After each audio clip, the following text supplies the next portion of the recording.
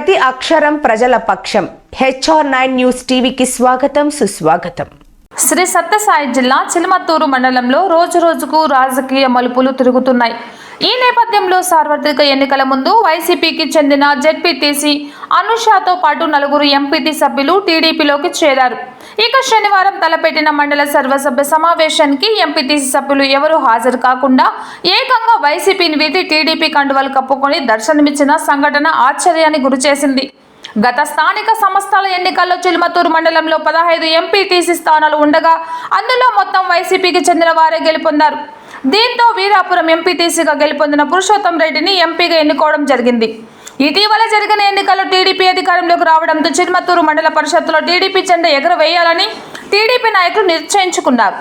ఆ దిశగా వైసీపీ నుండి జెడ్పీటీసీ అనుషాతో పాటు 11 మంది ఎంపీటీసీ సభ్యులు టీడీపీలోకి చేరారు.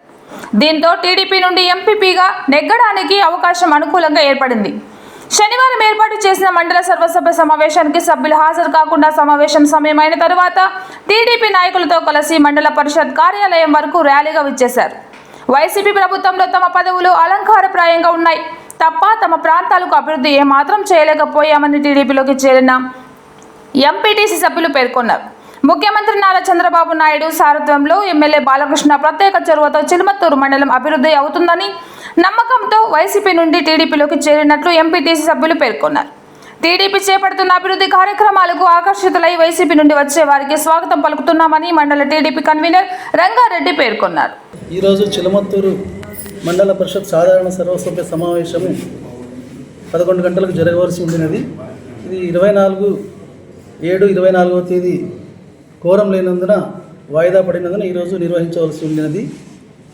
ఈ సమావేశమునకు 11 గంటల నుంచి 11:15 వరకు పంచాయతీరాజ్ యాక్ట్ నిబంధనల మేరకు సభ్యుల హాజరు కోసము వెయిట్ చేయడమైనది.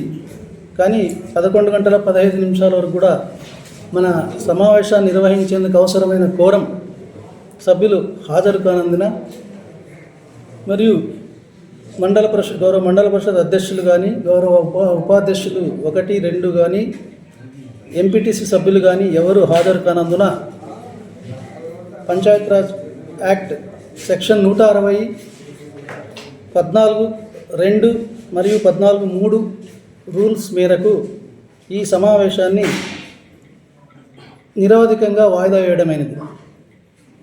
ఈ విషయాన్ని ఈ సమావేశంలో ఇప్పుడు నేను ప్రకటించాను.